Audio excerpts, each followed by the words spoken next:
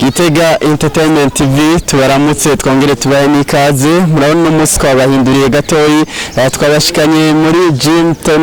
Tonic rero ni Gitega Gym turabona yuko bariko baragira imyimenyerezo bariko barinonora imisi yose ya gatandatu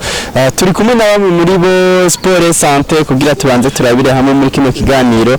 mbega ikicimviro caje gute kuri bano banyagitega hanyuma kamaro ka sport naka ku buzima bwabo ndikumwe n'umuntu hadasanzwe ngaha anye ubwa mbere mwanze mwidondora. Ego izina ryanje nitwa Ndayisaba Ismail habandi mvukira yahanyene Igitega hama kaze sanzwe nkora sanzwe ndi mu photographe nkongera nkaba umukwafere. Nuko Ismail imbere ko uhavuna tubwira akamaro ka sport nabonye yuko uri kuragira ngaho imyimenyerezo bavongo mu bomore ububati nibiki Ego bigaragara yuko iyo umuntu ariko aragira sport biratuma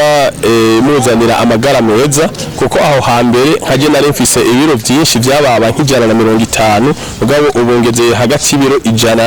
ijana n'ijana na 10 kubera iyo sport byaratumye akabati nari mfise ngaha kaniniya urabona ubu ibintu biriko biramera neza cyo tuma tuvuga tuti twisunga ijya migambi ya leta bavuga ati tubomore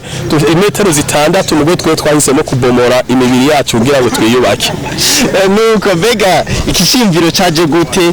Gitega Gym byaje gute? Ikicimviro twaravye abantu benshi bagiye kwa muganga babandikira kugira sport ugasanga bandikiye sport amagara yaramaze gusinzikara twe duca duhitamo kugira ngo tuzitire tutaronegwa kugira ngo abantu baje kugira sport tubandanye twubaka amagara yacu ko kanatsinda igihugu gifise abantu bafise amagara niho niterambere ribandanya rije imbere. Wacishijemwo mbega akamaro ka sport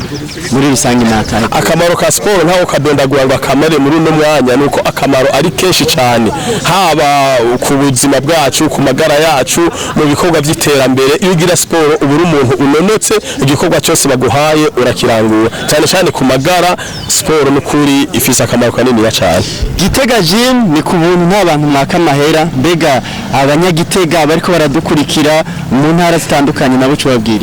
Gitega Gym twabonye tuti tuje hamwe kugira ngo tuze turagira sport turi kumwe hama hagati kugira sport turafise n'indi migambi duca dukora iyo hageze umwe muri twebwe umuntu agira nk'ikibazo c'ingorane cyangwa ikintu c'amateka turaja hamwe nkuko nyene tubona tukagira ikintu tumufasha mu mugongo kugira ngo abone yuko ari kumwe n'abavandimwe ko bari hirya no hino tubabwira nabo nyene bave hasi mu kubaka amagara yabo mu kugira sport hama abo bari hafi ngaho mu ntara Gitega baze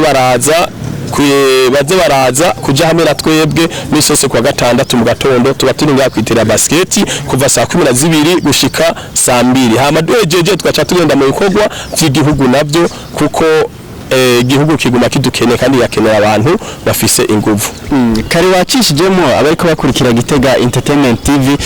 wacishijemo ibikorwa usanzwe ukora no musi Ismail nibika sanzwe akora bibwira abariko barakumva kugira abariko baranakubona kugira nabo baheze bagushikire byoroshe. Ibikorwa sanzwe nkora sanzwe ndi mu cameraman ku bantu babifuza ibintu by'amamariage niki baca bandaba canke nkongera nkaba mu photographe hamwe ruhande y'ivyo ubuzima bwanje bwa misi yose